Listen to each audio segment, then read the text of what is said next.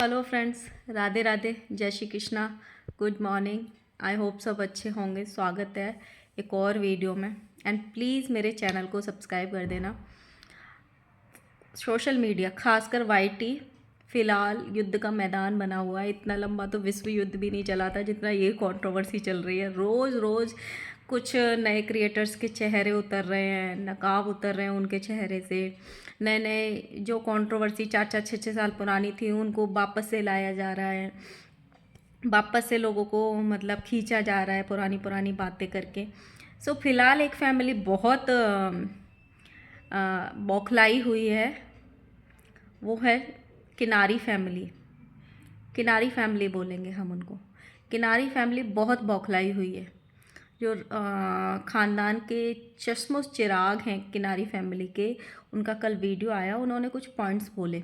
ये तो प्रूफ कर दिया उन्होंने और उनकी बहन ने वीडियो में कि नया नंबर कहाँ से आया, कहाँ से बात करती है। तो बहन ने प्रूफ दे दिया, अगर मैं बात करती हूँ तो मेरे पास नंबर आया होगा, किसी ने दिया होगा नंबर, तो इससे प्रूफ हो गया कि वो बात करते हैं। अच्छा, प्रॉब्लम ये है कि जो फैमिली 2 महीने से शांत बैठी थी, वो किनारी फैमिली एकदम से सब बौखला क्यों गए, उसका रीज़न मैं बताती हूँ। जो सामने वाले जगत भैया हैं और भाऊजी हैं, वो एक हो गए हैं। उसकी बौखलाहट किनारी फैमिली में आराम से देखी जा रही है। भाई ये एक कैसे हो गए? जगत दीदी की बौखलाहट उनके चेहरे पे साफ दिख रही है। अभी जगत दीदी को हजम नहीं हो रहा है उनका एक होना। हालांकि उनका एक होना सोशल मीडिया के लिए 100% नहीं, 500% एक समझौता है और एक दिखावा है। ये बात आप नोट कर लेना। आज से 2 महीने, 3 महीने, 4 महीने बाद ये सिचुएशन जो आज दिखाई जा रही है वो नहीं रहेगी, कुछ अलग होगा। कॉम्प्रोमाइज़ के तहत, बातों कुछ सेटलमेंट के तहत ये एक होना दिखाया जा रहा है सिर्फ, क्योंकि अब पुलिस केस सच में हो गया है। इसलिए जो हाथीपन था वो निकल गया है थोड़ा, इसलिए ये एक होना दिखाई दे रहा है, ताकि जो नए नए लोगों का हरासमेंट किया था इन लोगों ने, वो नए नए केस ना डाल दें इन पे, इसलिए ये दिखाई दे रहा है। आप एक चीज़ नोटिस करना, जब जगत दीदी की इंगेजमेंट हुई, भाई साहब बौखला गए थे, वो शांत बैठी थी। फिर उनकी शादी की बात हुई, भाई साहब बौखला गए थे, वो शांत बैठी थी। वो शांत क्यों बैठी थी? क्योंकि वो अकेले थे, महबूबा के साथ नहीं थे, अकेले थे, अपनी बीवी के साथ नहीं थे। लेकिन इनकी शादी की बात उठी सोशल मीडिया पे, अब होगी शादी, 30 दिसंबर को होगी, 31 दिसंबर को। वैसे ही भाई साहब का रौद्र रूप आया था, एकदम से सामने आया था ना। अभी क्या हुआ? पुलिस के डर से भैया भाभी का मिलन हो गया।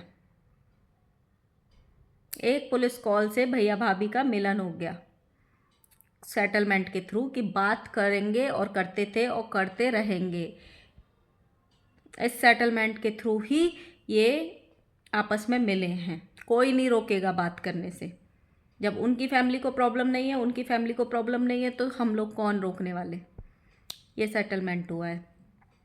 बट जैसे ही भैया भाभी का मिलन हुआ, किनारी फैमिली की बौखलाहट स्टार्ट हो गई।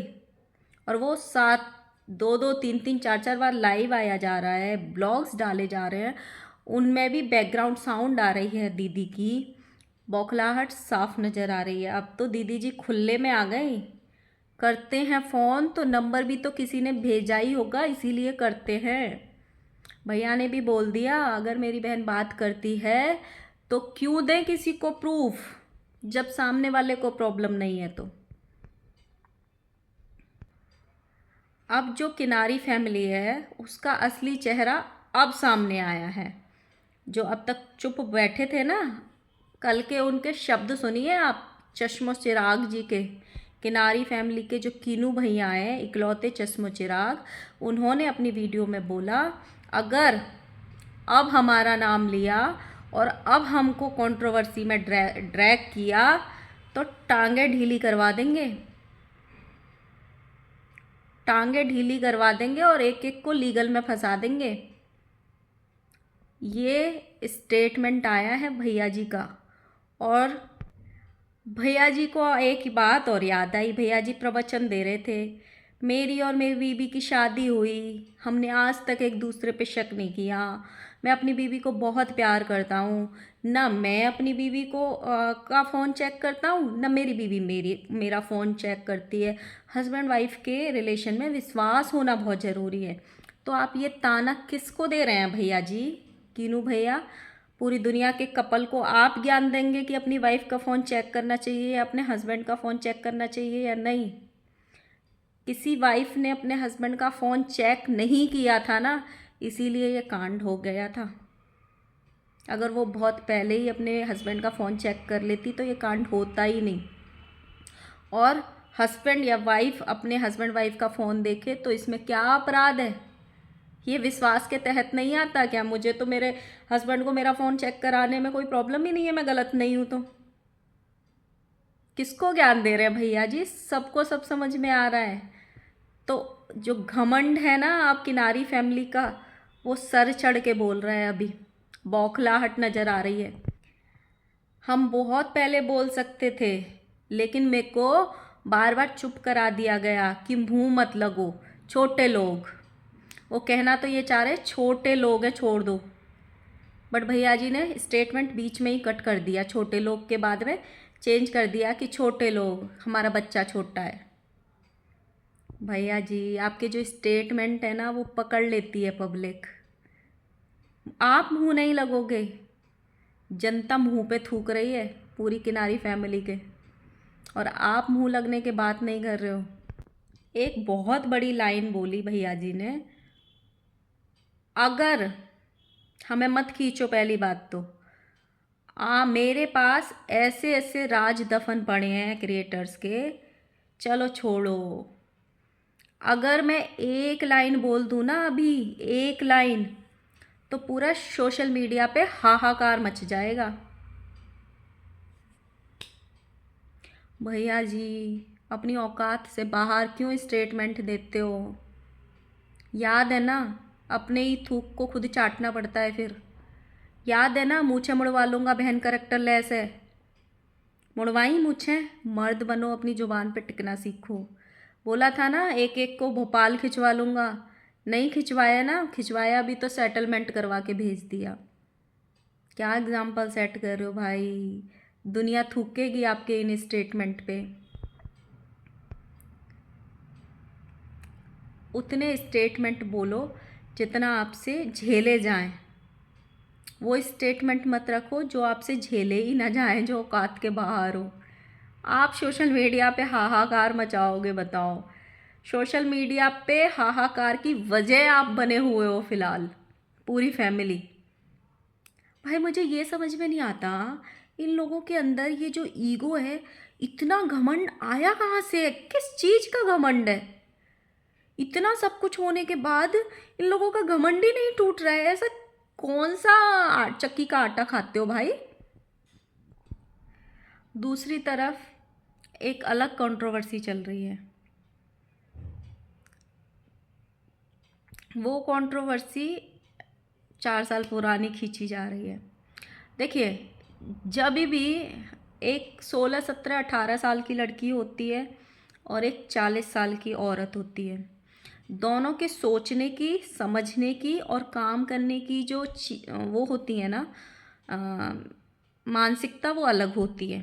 16, 17 साल की लड़की ने अगर कोई गलती करी है तो 40 साल की औरत भी वो गलती करे, ये संभव ही नहीं है, क्योंकि उसको इतनी मेच्योरिटी आ जाती है, वो इतनी दुनिया देख लेती है।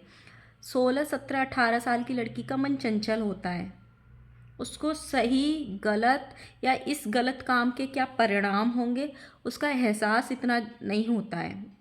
उसको कोई बहला देता है, वो बहल जाती है, चाहे वो लड़की हो चाहे लड़का हो, वो उम्र ही वैसी होती है। लेकिन जिसकी शादी हो गई हो, जिसके बच्चा हो, जो 40-42 साल का हो, उसको कोई नहीं बहला सकता। उसको सही गलत, परिवार की इज्जत, अपनी इज्जत, अपने बच्चे की इज्जत, सबका ख्याल होता है। तो 40 साल की आदमी की हुई गलती का कंपैरिजन आप 16, 17, 18 साल के इंसान के किए हुए गलती के कंपैरिजन से नहीं कर सकते हो, बिल्कुल नहीं कर सकते हो। थोड़ा अपना मानसिकता बदलो। आप भी 40 साल के हो। भगवान दुनिया में हर तरीके के दोस्त दुश्मन पाल ले। जो पंचायती मौसी होती है ना, उनको ना पाले बस अपने परिवार में और दोस्तों में। वो किसी के सगे नहीं होते। डेली दिन में 50 बार उनके स्टेटमेंट चेंज होते हैं और अपनी ही करनी से खुद ही गाली खाते हैं। फिर जो मौसी बनती है ना, हाँ, सबके घर में पंचायती बुआ कह लो, पंचायती मौसी कह लो। 40 साल की औरत का कंपैरिजन एक 16 साल 17-18 साल की लड़की से किया जा रहा है। दोनों की गलती सेम कैसे हो सकती है? और एक ने गलती करी थी 4-5 साल पहले, चाहे वो कुछ भी गलती हो, और एक गलती कर रही है प्रेजेंट में। तो क्या 17 साल की 18 साल की लड़की की गलती को अभी लाना चाहिए सामने? क्या बार बार उसको उजागर करना सही बात है? लोगों ने उसको भी छोड़ा था कि अगर 16 साल की, 17 साल की, 18 साल की लड़की को ज़िंदगी जीने का अधिकार है, तो ऑफकोर्स एक 40 साल की लड़की को भी ज़िंदगी जीने का अधिकार है। बट वो जीना चाहे तब ना। उसको तो मौका मिला था, उसने खो दिया। वो जीना ही नहीं चाहती। उसको डेली लोग बोल रहे हैं जियो जियो जियो अपने में, बट उसका घमंड ही कम नहीं हो रहा, इसलिए वो इतना बुरा बन रही है। इसलिए लोग उसको माफ़ नहीं कर रहे हैं, क्योंकि उसके अंदर शर्म है ही नहीं। आप भी बच्चों की माँ हो भाई, शर्म करो थोड़ी सी बोलने से। मुंह से पहले आप कम्युनिटी लगाते हो कि हमारा उस लड़की से कोई लेना देना नहीं है, सबके घर की इज्जत हमारे घर की इज्जत है, हम इस बात को ड्रैग नहीं करेंगे।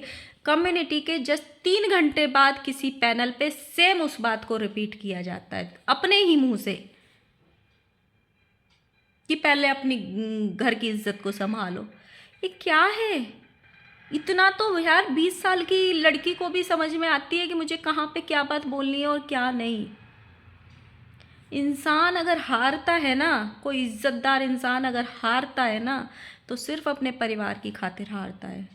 अगर एक इज्जतदार इंसान किसी के सामने हाथ जोड़ता है ना, मजबूर होके, सिर्फ अपने परिवार की इज्जत की खातिर जोड़ता है।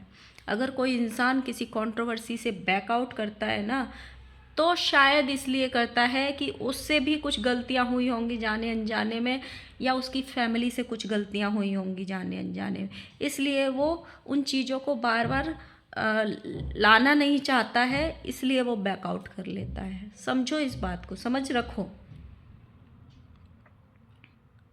ये कंट्रोवर्सी ख़त्म हो जाएगी, आप लोग आपस में सेटलमेंट कर लोगे। लेकिन जो चीज़ें आप यहाँ छोड़ जाओगे ना, डेली जो आप स्टेटमेंट दे रहे हो, जो यहाँ पे आप छोड़ जाओगे, वो सोशल मीडिया से कभी ख़त्म नहीं होंगे। ये सोशल मीडिया है ही जहर। आज से 15 साल बाद भी आप इन टॉपिक्स को उठा के देख सकते हो। इसीलिए सोशल मीडिया का यूज़ हर किसी को करना नहीं आता, करो तो बहुत अच्छा है। सोशल मीडिया आपको नाम, पैसा, फेम सब कुछ दिला सकता है, लेकिन उसके अच्छे से यूज़ ना करो तो आपकी कितनी कितनी पीढ़ियों तक को बर्बाद कर सकता है। आपको बेइज्जती का घूंट पिलवा पिलवा के डेली रहना पड़ेगा, जो अभी हो रहा है। ये लोग अपने आप में ढीठ बन चुके हैं इतने कि इनको फ़र्क ही नहीं पड़ता कौन हमको गाली दे रहा है, कौन हमको। शायद इनको ऐसे लगता है कि कंट्रोवर्सी कर रहे हैं तो हम महान काम कर रहे हैं, क्योंकि हमको पैसा मिल रहा है, हमारे फॉलोअर्स बढ़ रहे हैं। भाई, आप फॉलोअर्स बढ़ रहे हैं, जो आपके फॉलोअर्स बढ़ रहे हैं ना, वही फॉलोअर्स आपके मुंह पे थूकते हैं। आपने इज्जत नहीं कमाई, सिर्फ नंबर ऑफ़ फॉलोअर्स कमाए।